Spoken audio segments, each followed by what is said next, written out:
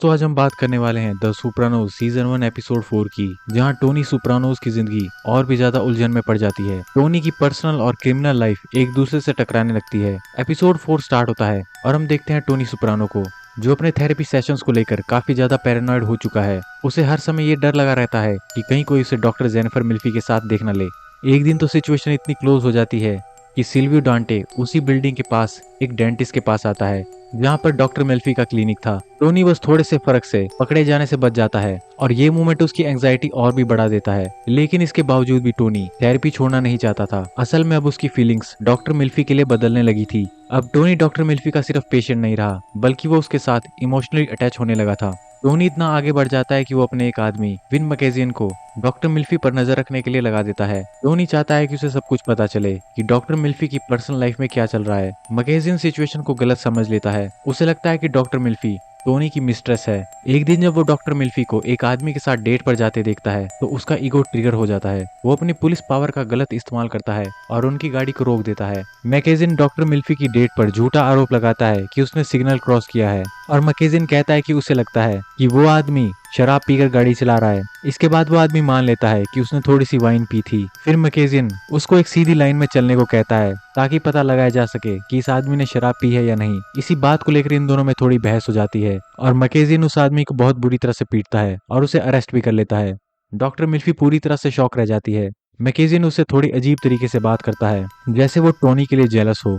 ये पूरा incident Tony की फीलिंग्स को और भी डेंजरस बना देता है। टोनी अब खुद को कंट्रोल करने की कोशिश करता है। वो सोचता है कि शायद उसे थेरेपी छोड़ देनी चाहिए, लेकिन उसकी पत्नी कार्मेला सोप्रानो उसे ऐसा करने से मना कर देती है। कार्मेला अभी भी ये समझती है कि टोनी का साइकेट्रिस्ट एक आदमी है। उसे असलियत का बिल्कुल भी अंदाजा नहीं है। वो टोनी को साफ कहती है अगर उसने थेरेपी छोड़ दी तो उनकी शादी खतरे में पड़ सकती है। इधर टोनी के बेटे एजे सोप्रानो की जिंदगी में भी अजीब सिचुएशन चल रही है। एक लड़का जेरेमी, जो उससे ज्यादा ताकतवर है, अचानक उसे डराने लगता है। वो पहले एजे से लड़ाई करता है, उसकी शर्ट फाड़ देता है, लेकिन बाद में उससे आकर माफी मांगता है और उसकी शर्ट फाड़ने के लिए उसके पैसे भी भरता है। एजे समझ नहीं पाता ऐसा क्यों हुआ। फिर एजे की बहन मैडो सोप्रानो उसे समझाती है।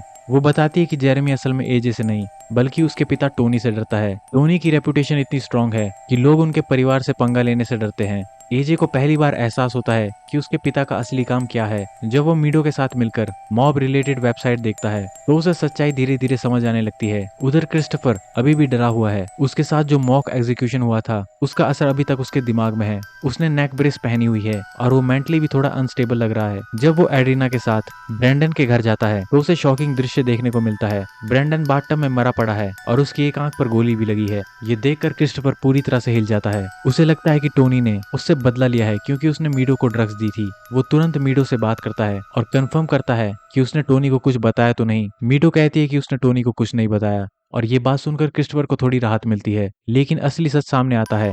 ये काम जूनियर सोप्रानो का है, ना कि टोनी सोप्रानो का। जूनियर ने ही ब्रैंडन को मरवाया ताकि वो क्रिस्टोफर को थोड़ा डरा सके। साथ ही जूनियर टोनी की टेरिटरी में प्रोटेक्शन मनी भी कलेक्ट करने लगा है। अब क्रिस्टोफर के अंदर बदले की आग जल उठी है। वो टोनी के पास जाकर ब्रैंडन की मौत की खबर देता है। साथ ही इनडायरेक्टली ये भी उसे बताता है कि वो माइकी को मार देगा, लेकिन टोनी उसे रोक देता है। टोनी उसे समझाता है कि माइकी एक मेडमैन है और उसे मारना रूल्स के खिलाफ है। टोनी खुद एक्शन लेने का फैसला करता है। वो माइकी को ढूंढता है और उसे बुरी तरह से पीटता है। इसके बाद वो एक स्टेपल गन निकालता है और माइकी के सूट के ऊपर उसकी छाती पर स्टेपल मारता है। ये एक वार्निंग होती है और साथ ही टोनी का गुस्सा साफ दिखता है। इसके बाद टोनी अपने अंकल जूनियर से बात करता है। वो उससे नाराज है कि उसने इतना एक्सट्रीम कदम क्यों उठाया, लेकिन अब सिचुएशन सिर्फ फैमिली इशू नहीं रही, अब ये फुल स्केल वार में बदल सकती है। इसी बीच एक बड़ा झटका लगता है। जैकी एप्रिली सीनियर, जो डायमियो फैमिली के एक्टिंग बॉस थे, उनकी अचानक से मौत हो जाती है। अब सवाल उठता है कि अगला बॉस कौन होगा।